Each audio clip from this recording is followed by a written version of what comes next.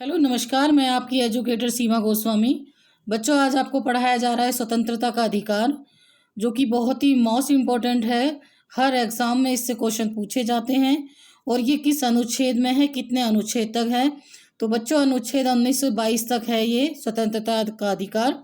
और इसमें हमें क्या क्या स्वतंत्रताएं मिली हुई हैं, किन शर्तों के साथ मिली हुई हैं, आज उसके बारे में आपको समझाया जाएगा। तो स्टार्ट करते हैं स्वतंत्रता का अधिकार।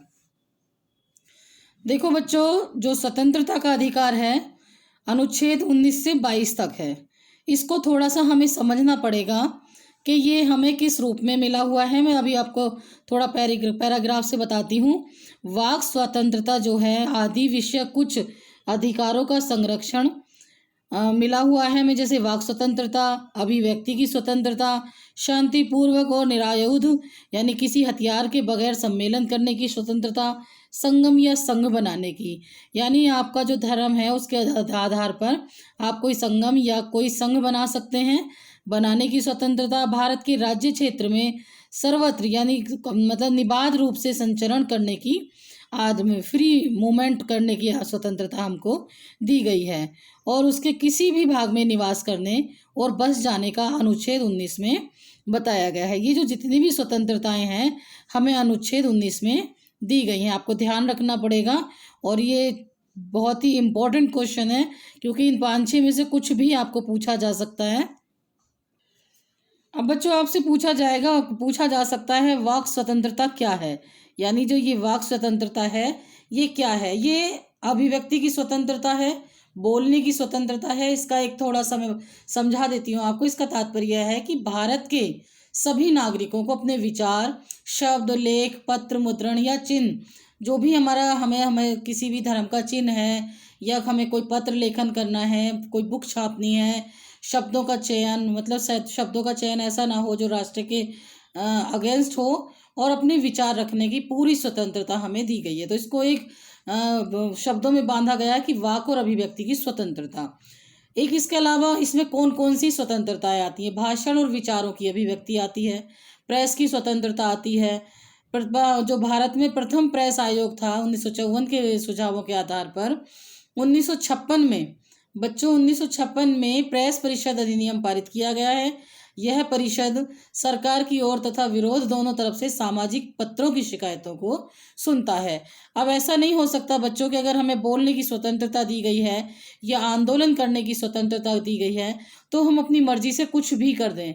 ये सरकार के पास जो 1956 में एक प्रेस अधिनियम बना था उसमें साफ साफ है, जो पत्र आएंगे या जो शिकायतें आएंगी वो विरोधियों की तरफ से भी आएंगी और जो उसको गलत मान रहे हैं उनकी तरफ से भी आएंगी। तो उन शिकायतों को सुना जाएगा और उसके बाद देखा जाएगा कि जो ये स्वतंत्रता हमें दी गई है क्या हम उसी के अनुसार अपने अधिकारों को का प्रयोग कर रहे हैं या उससे बाहर जाकर के कुछ गलत कर रहे हैं। दूसरा है शांतिपूर्वक और निरायुध, यानी हमारे पास कोई हथियार नहीं होंगे और हम शांतिपूर्वक आंदोलन करेंगे। ऐसा नहीं है कि जैसे आजकल के आंदोलन होते जा रहे हैं और हम उन आंदोलनों में देख रहे हैं कि बहुत ही ज़्यादा वायलेंस है, बहुत ज़्यादा एक तरीके से अभी दिल्ली में राइट्स हुए थे तो वो कोई किसी भी तरीके से उसको मैं हम या कोई भी आंदोलन नहीं ठहरा सकता। आंदोलन का मतलब है अपनी बात रखना और अगर उसका समाधान होता है तो वहाँ से आराम से उठ जाना, और हम किसी भी तरीके के हथियारों का प्रयोग नहीं करेंगे। इसके अलावा बच्चों, कहीं भी हम जा सकते हैं, किसी भी क्षेत्र में रह सकते हैं, भारत के किसी भी कोने में घर बना सकते हैं, नौकरी कर सकते हैं, और हमें बिना किसी रोक टोक के फ्री मूवमेंट करने का अधिकार है। बस शर्त इतनी होती है कि किसी तरीके की कोई गलत एक्टिविटी ना हो। ये सब हमें अधिकार मिले हुए हैं अनुच्छेद 19 में। अनुच्छेद 20 में जो अधिकार हमें मिला हुआ है बच्चों, वो मिला हुआ है अपराधों के लिए दोष सिद्धि के संबंध में संरक्षण। अगर किसी ने कोई अपराध किया है तो उसकी दोष सिद्धि के लिए उसको संरक्षण दिया जाएगा, वो चाहे कितना भी बड़ा अपराधी हो। जब दिल्ली में हमले हुए थे, मुंबई में हमले हुए थे तो कसाब जैसे आतंकवादी को भी ये वो वकील दिया गया था कि वो अपनी दोष सिद्धि कोर्ट के सामने साबित करे, यानी कि अपराधों के लिए दोष सिद्धि के संबंध में संरक्षण अनुच्छेद 20 में दिया गया है। इसके अलावा बच्चों, जो अनुच्छेद 21 है वो दिया गया है प्राण एवं दैहिक स्वतंत्रता का संरक्षण, किसी भी तरीके से आपकी जो दैहिक स्वतंत्रता है, यानी आपसे के साथ ज़बरदस्ती कोई कार्य नहीं करवाया जाएगा, जो कार्य की टाइमिंग है उससे ज़्यादा कार्य नहीं कराया जाएगा, और आपकी प्राणों की जो स्वतंत्रता है वो अनुच्छेद 21 में दी गई है। और जो बच्चों अनुच्छेद 21 है प्राण और दैहिक का, ये देश के नागरिकों और गैर नागरिकों को दोनों को दिया गया है। ऐसा नहीं है कि भारत के नागरिकों को ही ये अधिकार मिला हुआ है। अनुच्छेद 21 ये दोनों को दिया गया है, चाहे वो अपने देश के नागरिक हों या गैर नागरिक हों। इसमें बच्चों एक तरीके से आपके जो अधिकार हैं, जो अनुच्छेद 19 अनुच्छेद विधायिका और कार्यपालिका दोनों के विरुद्ध संरक्षण प्रदान करता है। ये दोनों के विरुद्ध संरक्षण प्रदान करता है बच्चों। तो इसमें बहुत सारे अधिकार मिले हुए हैं हमें, बहुत सारे अधिकार हैं। कौन कौन से हैं मैं जो मोस्ट इम्पोर्टेंट है वो बता देती हूँ। देखो बच्चों, जो कि प्राण और दैहिक स्वतंत्रता का अधिकार है उसमें उच्चतम न्यायालय ने अनुच्छेद 21 के तहत निम्न अधिकारों को माना है। जैसे जीवन संरक्षण का अधिकार दिया गया है, मानवीय गरिमा के साथ जीने का अधिकार दिया गया है, प्रत्येक व्यक्ति को आजीविका का अधिकार दिया गया है, साफ सुथरे पर्यावरण, प्रदूषण रहित पानी और हवा में जीने का अधिकार दिया गया है। और भी बहुत सारे हैं, एकांतता का अधिकार, कोई राइट टू प्राइवेसी, मतलब आपकी जो ज़िंदगी है उसमें कोई दखल ना करे, आपके जो ज़िंदगी के बारे में सार्वजनिक ना करे।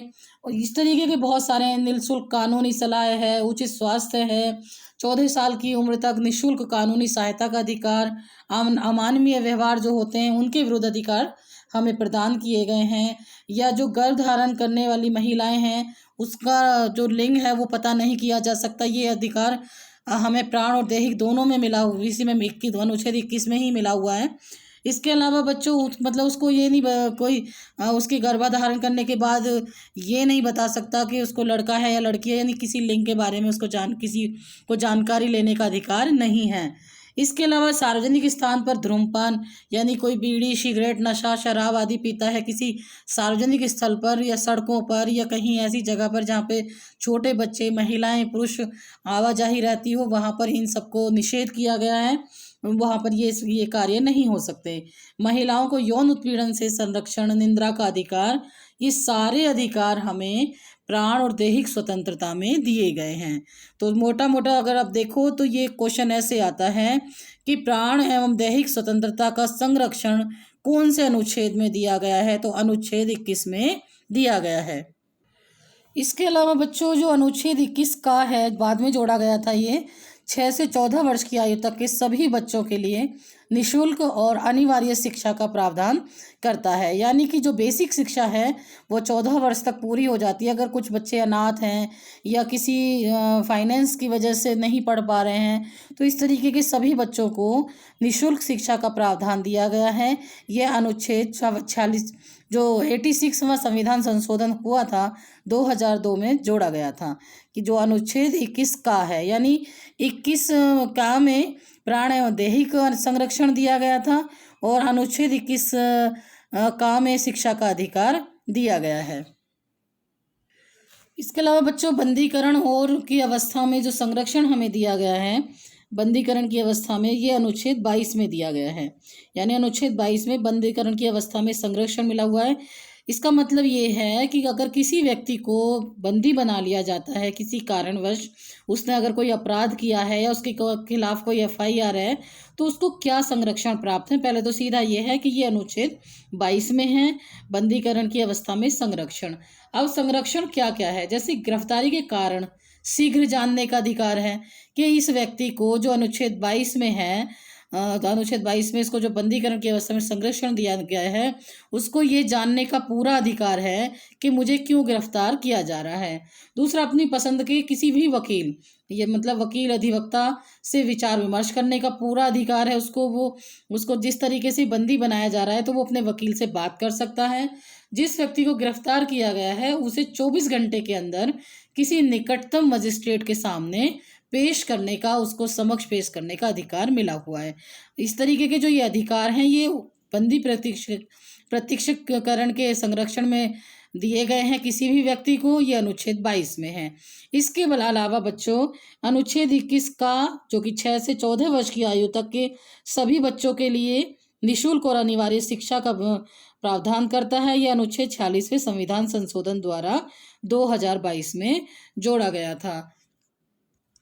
तो बच्चों, मैंने आज पढ़ाया आपको स्वतंत्रता का अधिकार, जो कि अनुच्छेद 19 से 22 तक है। इसमें आपको बोलने की स्वतंत्रता, कहीं भी संगठन बनाने की स्वतंत्रता, संघ बनाने की स्वतंत्रता, शांतिपूर्वक निरायुध सम्मेलन करने की स्वतंत्रता, किसी भी जगह फ्री मूवमेंट करने की स्वतंत्रता, यानी कहीं भी आने जाने की स्वतंत्रता और निवास करने की स्वतंत्रता आपको अनुच्छेद 19 में दी गई है। मैंने आपको बताया कि अपराधों के लिए दोष सिद्धि के संबंध में संरक्षण हमें अनुच्छेद 20 में दिया गया है, और प्राण एवं दैहिक स्वतंत्रता का संरक्षण अनुच्छेद 21 में दिया गया है। और शिक्षा का जो अधिकार है बच्चों, वो अनुच्छेद 21 का में दिया गया है, जो हमें शिक्षा का अधिकार दिया गया है। इसके अलावा बंदीकरण की अवस्था में संरक्षण अनुच्छेद 22 में दिया गया है।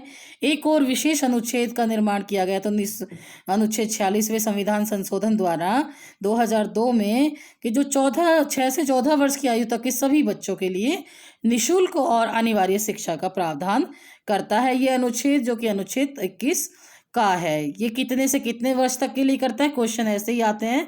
तो बच्चों, आज मैंने आपको पढ़ाया स्वतंत्रता का अधिकार। अगर वीडियो पसंद आई हो तो प्लीज़ लाइक शेयर कर दीजिए। धन्यवाद।